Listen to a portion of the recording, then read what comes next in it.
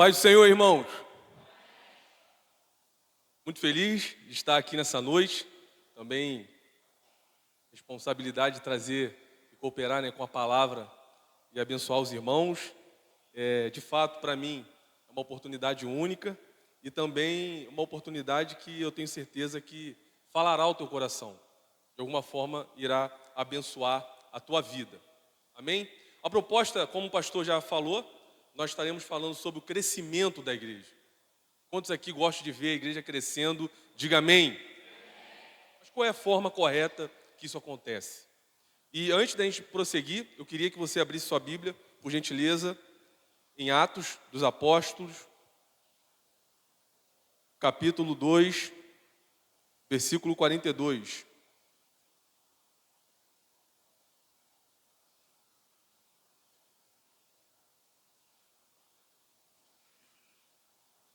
Atos dos Apóstolos, achou aí? Capítulo 2, versículo 42.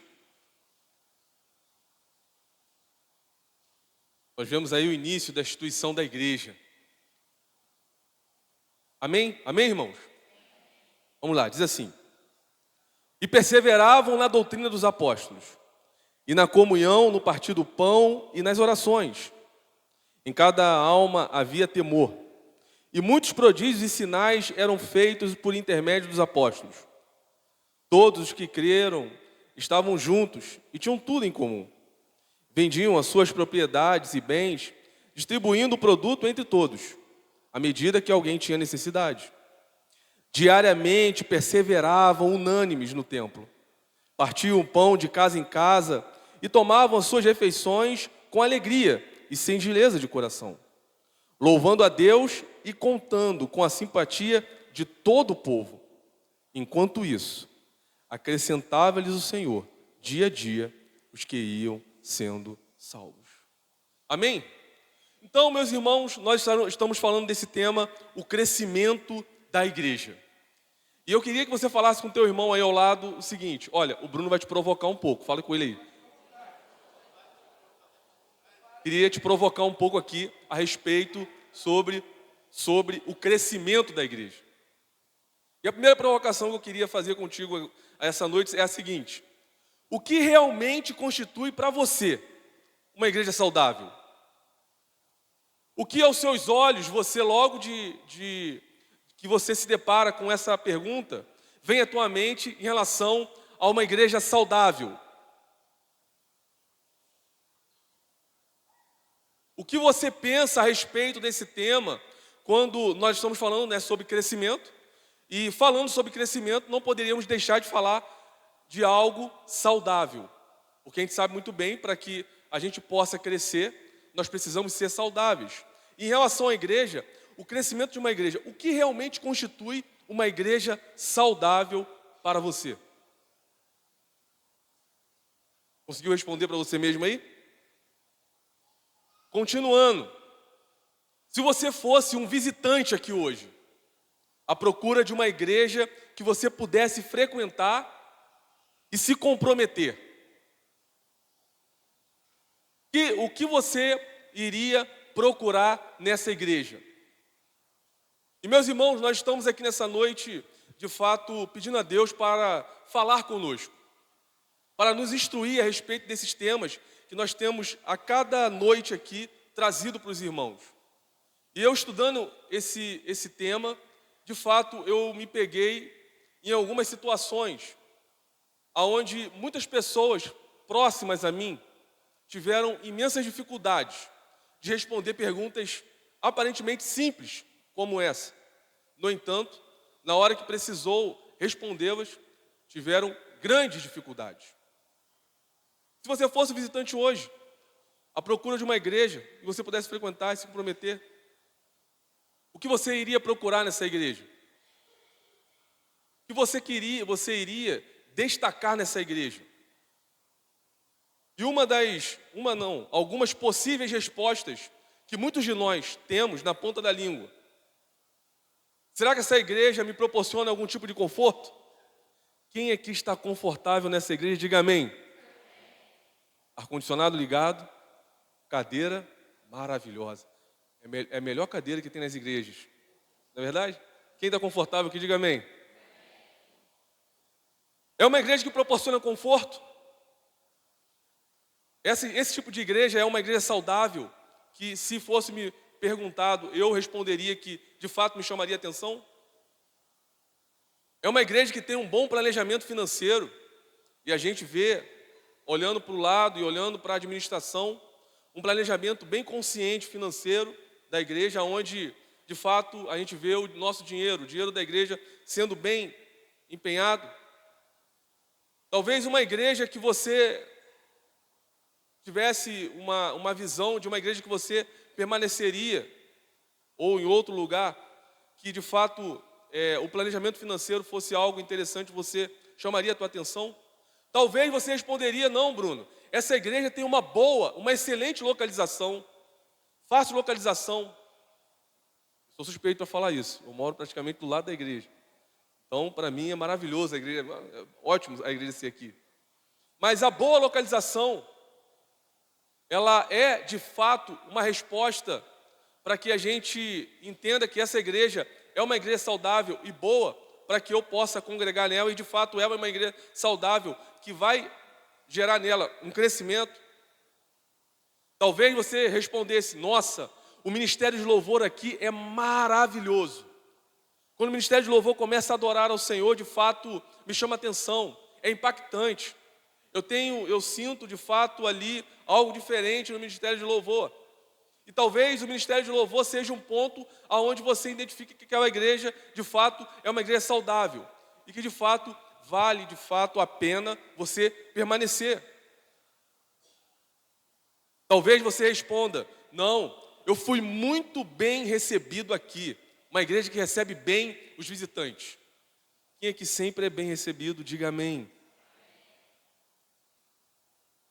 E uma igreja saudável é uma igreja que recebe bem os seus visitantes? Talvez se você não fosse bem recebido, mas tivesse outras coisas, você identificaria essa igreja como uma igreja saudável? São possíveis respostas, e que muitas vezes, na prática, nós avaliamos. Talvez um bom estacionamento com abundantes vagas.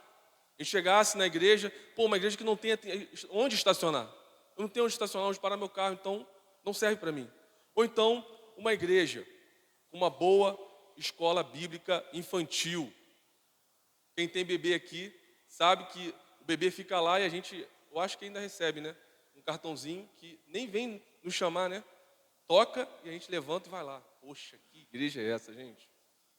A igreja que o Derek falou, a virtual então, né? Que dá um mute no choro da criança, meu Deus.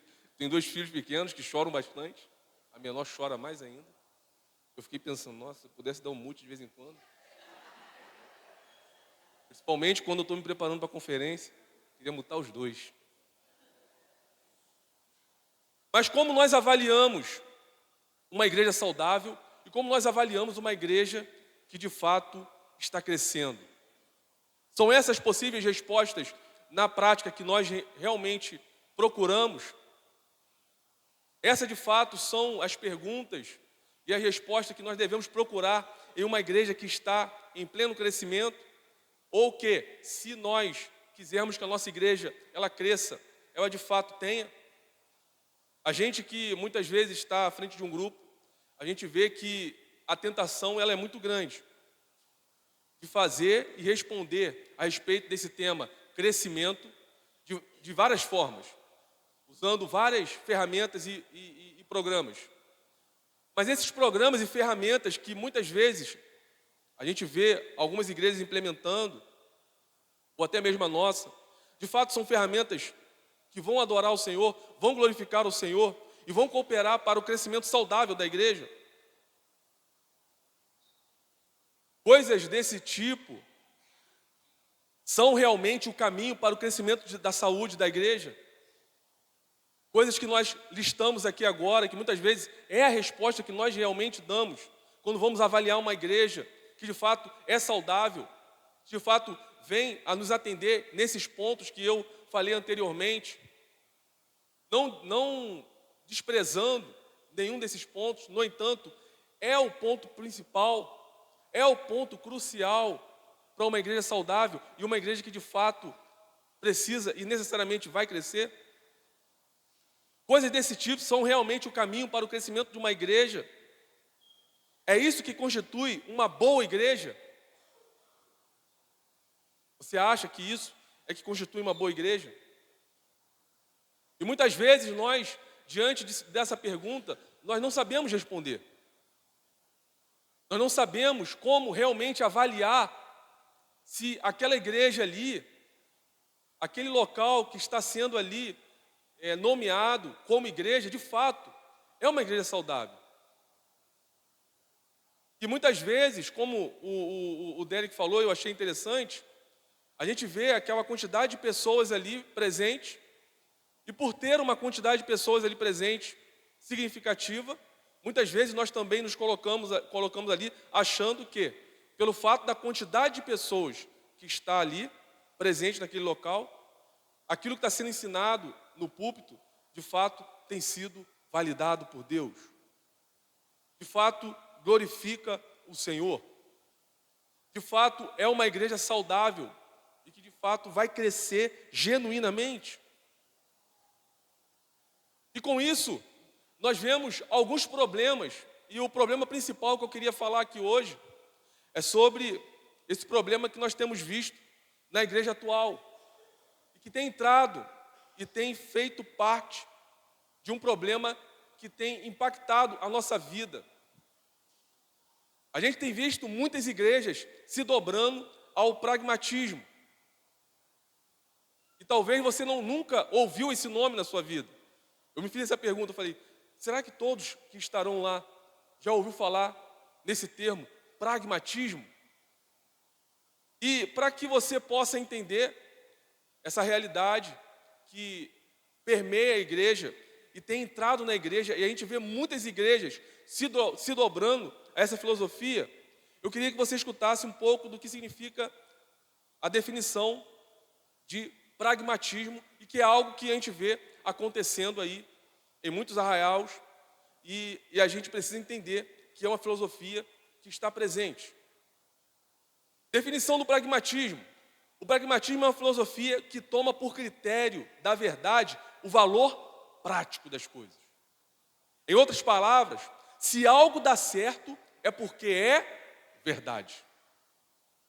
Então, se eu faço algo, se eu realizo uma atividade, se eu faço algo na igreja que funciona e que faça com que a igreja venha a ter algum tipo de crescimento visual, onde eu posso visualizar esse crescimento, muitas vezes é tido como algo válido e é tido como algo verdadeiro. Isso, a um nível de lógica, faz um certo sentido, não é verdade?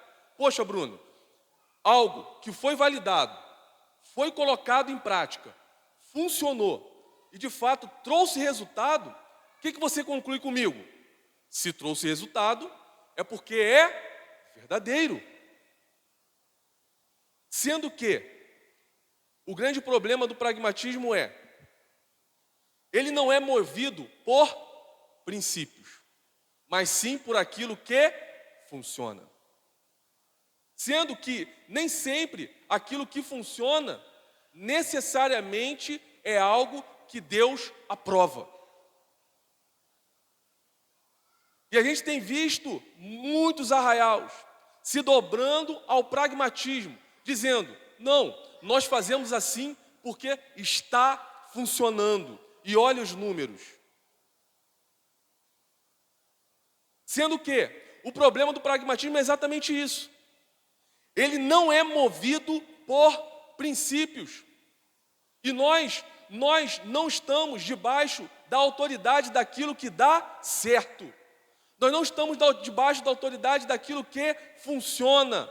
Nós não estamos debaixo da autoridade daquilo que necessariamente nossos olhos contemplam e vê que está funcionando. Nós fomos chamados para vivermos debaixo da autoridade da palavra de Deus.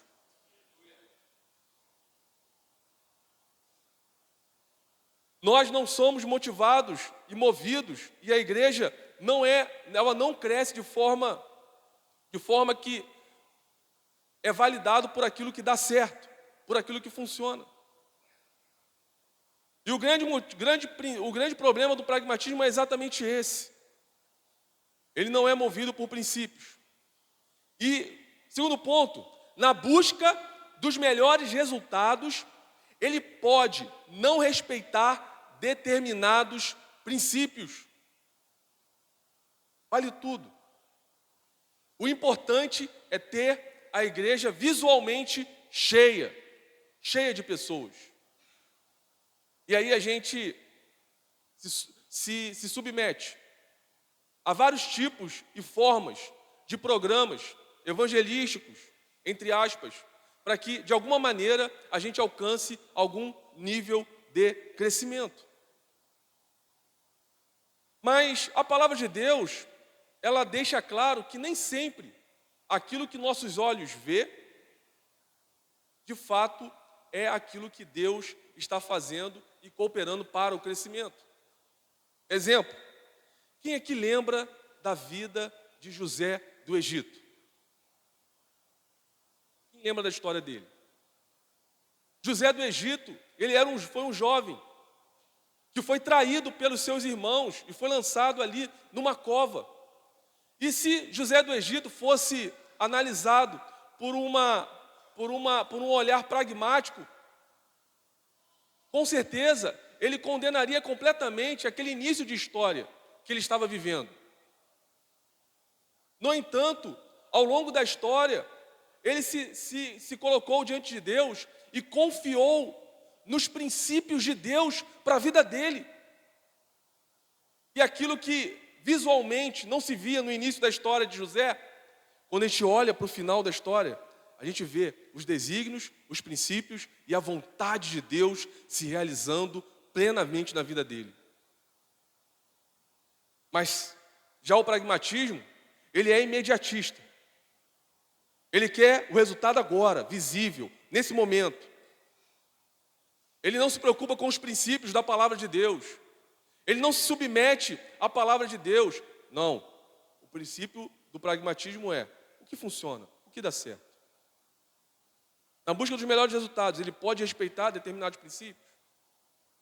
Não é sempre, meus irmãos, não é sempre. Não é sempre que o certo é popular e entrega muito resultado. Não é sempre. Nem sempre o certo ele é popular. Nem sempre o certo entrega muito resultado. E muitas vezes as pessoas não se rendem a isso. E se interessam num crescimento doente da igreja.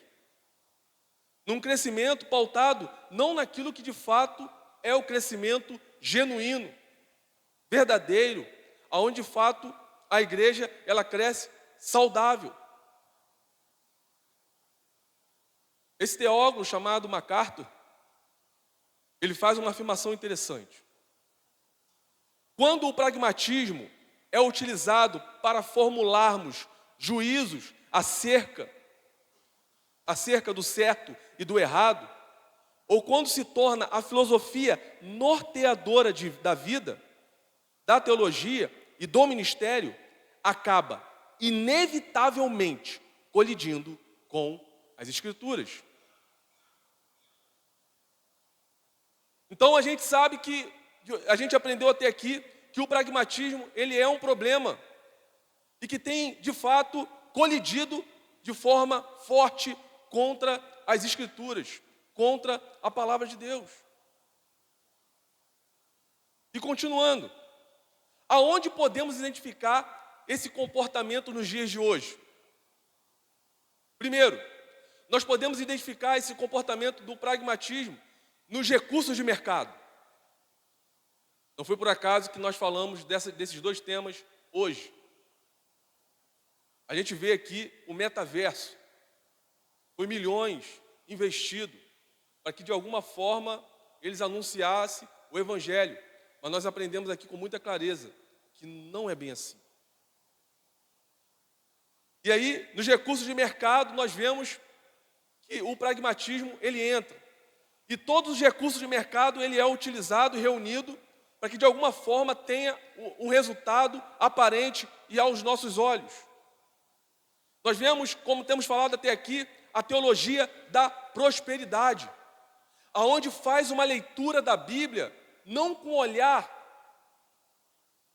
bíblico, com olhar teológico, com olhar aonde de fato a soberania de Deus prevalece na leitura da palavra. No entanto, essa teologia da prosperidade, ela faz nós lermos a palavra através dessa teologia que a gente sabe que é completamente destruidora. Aonde coloca o dinheiro como o principal assunto da Bíblia, e nós sabemos que o principal assunto da Bíblia não é a nossa prosperidade, não é o nosso bem-estar, mas o principal assunto da Bíblia é o nosso Senhor. O principal assunto da Bíblia não é falar do homem, não é exaltar o homem, mas o principal assunto da Bíblia é para a glória e exaltação do nosso Deus. Então a teologia da prosperidade, num pragmatismo ao ponto de fazer com que as pessoas se aproximem, que as pessoas cheguem, que as pessoas se interessem, muitas vezes ela faz uma leitura da Bíblia com esse olhar, com essa lente, que não é verdadeira. Mas por que, Bruno, que a teologia da prosperidade faz tanto sucesso? Exatamente por causa dessa filosofia chamada pragmatismo. Por quê? Quantas pessoas querem e correm atrás de uma vida financeira abastada? E eles anunciando esse tipo de evangelho, desse tipo de palavra, muitas vezes as pessoas se atraem e eles veem o resultado aos olhos nus. Quando anunciam, de acordo com essa filosofia do pragmatismo, a teologia da prosperidade. E uma teologia nova, que chegou para disfarçar, porque o tema da teologia da prosperidade já foi muito batido, ao ponto das pessoas, muitas pessoas já identificarem com facilidade ela e se afastarem de longe. Aí chegaram com uma novidade, uma atualização. E que atualização é essa? A teologia do coaching. Aonde a leitura da Bíblia, ela não é feita de acordo com os oráculos do Senhor. Não. A leitura da Bíblia é feita de acordo com aquilo que você sente, colocando o homem no centro e deixando Deus de lado. Colocando o homem numa posição onde ele mesmo consegue resolver os seus próprios problemas e dificuldades. E nós sabemos que o único que pode preencher esse vazio que muitas vezes é encontrado no coração do homem, o único que pode fazer isso é o Senhor. E alguns, de alguma maneira, tentam implantar esse tipo de teologia porque colocam o homem no centro, dizendo que o homem é suficiente e capaz de resolver os seus dilemas e mazelas. E com isso, muitas pessoas acreditam, creem, se aproximam e o resultado, ele é prático. E se tem resultado, está validado. Sendo que a igreja, crescendo desse jeito, crescendo dessa maneira, utilizando dessas ferramentas, de fato, ela será uma igreja que permanecerá. De fato, ela será uma igreja saudável, que está glorificando a Deus. De fato, as pessoas numa igreja que está crescendo desse jeito, ela é uma igreja que de fato tem testemunhado do amor e da graça de Cristo.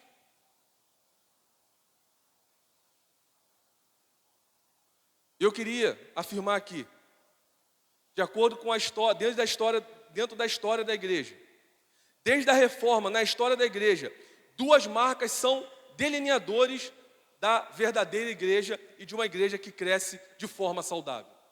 Duas marcas. Dentro da história da igreja, onde o Espírito Santo tem soprado por mais de 2000 anos, nós vemos duas marcas que identificam que essa igreja é uma igreja saudável E essa igreja, de fato, ela está crescendo. E na hora certa e oportuna, veremos os frutos dela, dada através da palavra de Deus, da maneira certa, usando o método certo, e essas marcas imprimidas nessa igreja. Talvez você tenha na sua mente, quando você vai ver uma igreja, você vê várias situações, você considera várias formas de igreja. No entanto, desde a história da igreja, nós vemos duas marcas que são balizadores aí de uma igreja verdadeira. A verdadeira igreja se distingue da falsa igreja pela, primeiro, como nós falamos aqui desde o início, a correta pregação da palavra. Então, se uma igreja ela tem uma pregação falsa, uma pregação pautada na teologia da prosperidade, uma pregação pautada na teologia do coaching, uma pregação pautada numa outra filosofia pragmática, e não uma correta pregação na palavra de Deus, essa igreja provavelmente é uma igreja falsa, não é uma igreja verdadeira. E meu irmão, quando nós estivermos diante de uma igreja, nós precisamos avaliar de forma prioritária, de forma principal, essa primeira marca que é crucial para nós identificarmos uma igreja verdadeira de uma igreja falsa. Se essa igreja, ela prega corretamente a palavra de Deus. Se essa igreja não prega a palavra, se essa igreja prega uma história, outras verdades, outra teologia, que é fora da Bíblia, certamente é uma igreja falsa. E segundo ponto, segunda marca que distingue as igrejas verdadeiras da falsa, a administração apropriada dos sacramentos. E aí, como nós vamos batizar no metaverso? Ou uma igreja, eu entrei numa igreja, Bruno, a igreja é maravilhosa, o banco extraordinário, escolinha maravilhosa, recepção calorosa. Ah, só tem um probleminha. Gente, eu já ouvi isso, tá? Só tem um probleminha. Não batiza, Ulisses. Não precisa batizar. Você acredita que existe isso?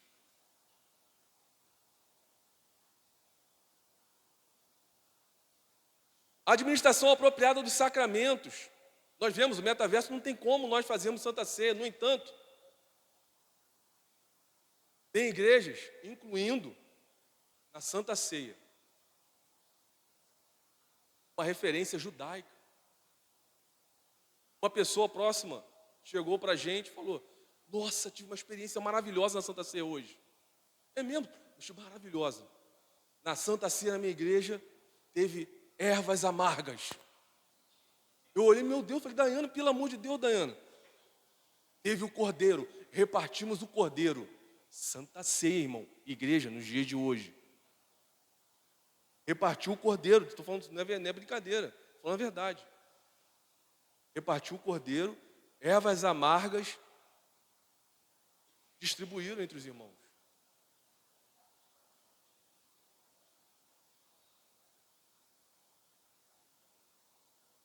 A administração apropriada dos sacramentos. Isso é muito sério, irmãos. Nós, como igreja, precisamos saber identificar isso com clareza. E desde a história da igreja, nós vemos isso sendo afirmado por todas as igrejas, soprado pelo Espírito Santo ao longo de 2000 anos, dizendo, é a correta pregação da palavra, é a administração apropriada dos sacramentos, é batismo. Todo genuíno cristão precisa querer se batizar, o velho homem precisa ficar para trás. Não tem como ser igreja sem ter batismo, não tem como ter um crescimento saudável da igreja sem batismo. Não tem como ter uma igreja saudável onde a Santa Ceia não é administrada conforme o Senhor instruiu, onde nós partimos do pão e bebemos do cálice. É somente isso, e é isso que Ele ordenou para que nós nos lembrássemos do grande sacrifício que Ele fez na cruz do Calvário. O Cordeiro não precisa mais morrer, o Cordeiro, Ele já foi crucificado e era o nosso Cristo. E se nós fizermos isso, novamente, é um pecado contra a palavra de Deus e distingue essa igreja como uma igreja falsa. Uma igreja que não é verdadeira. Uma igreja que deixou de ser igreja, apesar de ser uma igreja com muita gente. Por quê? O pragmatismo, ele mostra o quê? Não, está validado. Quantas pessoas estão comendo junto comigo ervas amargas?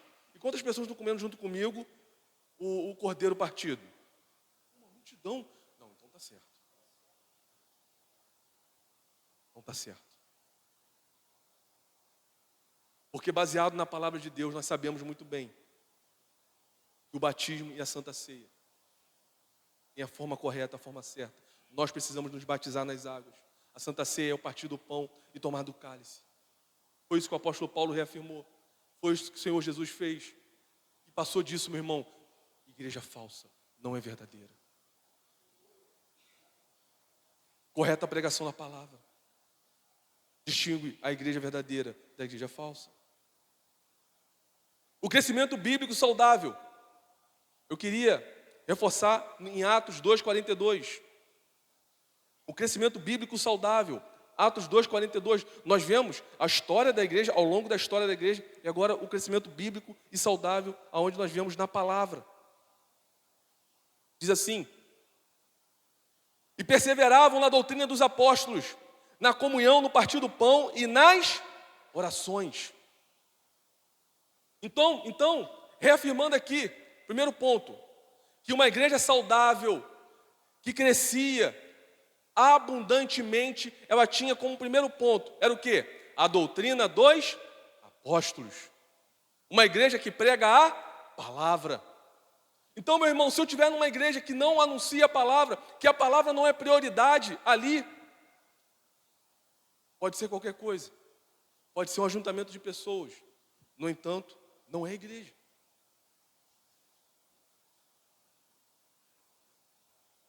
Tem um exemplo que nós usamos, onde nós falamos o seguinte: se você juntar um monte de tijolo, um em cima do outro, necessariamente esse tijolo, ele é um edifício?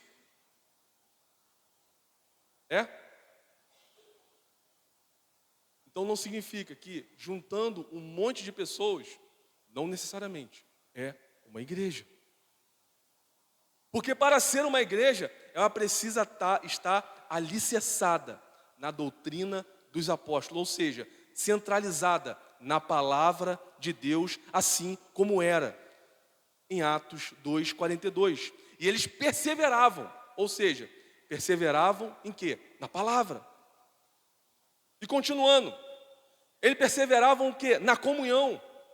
Eles eram uma igreja que amavam estar próximos uns dos outros. Então, se é uma igreja que despreza a comunhão, se é uma igreja que prioriza uma reunião online, remota, nós entendemos que deixou de ser igreja. Porque a igreja, ela preza por comunhão, por estar próximo, por trocar o pão, por trocar orações, por orar, olhar um no olho do outro. E quando você compartilhar uma necessidade, você vê o brilho no olho do outro, e isso só é possível ver pessoalmente.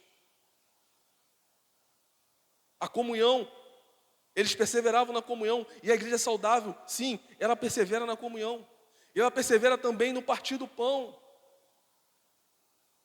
É uma igreja que está junto no dia em que parte o pão, no dia em que participa da ceia, no dia que se lembra do grande sacrifício que o Senhor fez na cruz por amor a nós. E por fim, uma igreja saudável e bíblica é uma igreja que ora. Quem aqui ama orar, diga amém. Se uma igreja parou de orar, ela deixou de ser igreja. O pastor testemunhou esses dias que há 23 anos nós temos aqui culto de oração. Por quê, Bruno? Por que não tem necessidade de ter culto de oração? Segunda-feira é um dia que as pessoas estão cansadas, não é um dia legal. Não, irmão. Tem um motivo. E o motivo é que a Bíblia, ela afirma claramente que uma igreja, para ser igreja, ela precisa estar estabelecida sobre uma igreja, sobre um povo que persevera, não importa quantos anos seja, até que Jesus venha, em oração. Então, se uma igreja ela não persevera na doutrina dos apóstolos, na comunhão, no partir do pão e nas orações, pode ser um monte de gente juntos. No entanto, não é uma igreja. Para finalizar, versículo 47, louvando a Deus e contando com a simpatia de todos, todo o povo. Enquanto isso, acrescentava-lhes o Senhor, dia a dia, os que iam sendo salvos. Quem acrescenta? Quem salva? Quem faz essa obra maravilhosa em nossos corações? É o método? É o coach? É a teologia da prosperidade? É a validação de um programa, de um método? Não. O crescimento da igreja, ele é gerado pelo Senhor. Quando Ele vai transformando, tocando, libertando as nossas vidas, a minha e a sua vida. E interessante, no versículo 37 de Atos 2:37 diz assim: ouvindo eles estas coisas, compungiu-lhes o coração, e perguntaram a Pedro e aos demais apóstolos: que faremos, irmãos? Respondeu-lhe Pedro: arrependei-vos, e cada um de vós sejam batizados em nome do Senhor Jesus, para a remissão dos vossos pecados, e recebereis o dom do Espírito Santo. Pois para vós outros é a promessa, para os vossos filhos e para todos os que ainda estão longe, isto é, o quanto o Senhor nosso Deus chamar. Com muitas outras palavras, deu testemunho e exortava-os, dizendo: salvai-vos desta geração perversa. Então, os que lhe aceitaram a palavra foram batizados, havendo um acréscimo naquele dia de quantas pessoas? Quase 3.000 pessoas. Qual o método? Qual ferramenta?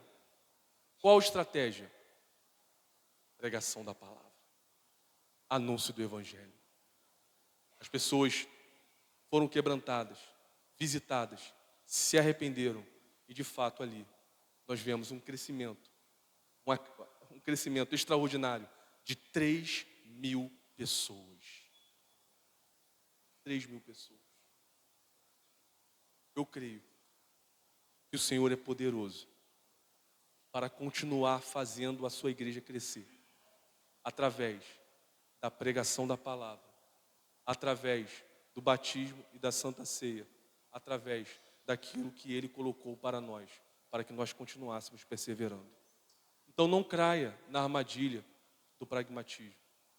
Não caia na armadilha daquilo que dá certo. Se coloque, se submeta à palavra de Deus. Amém?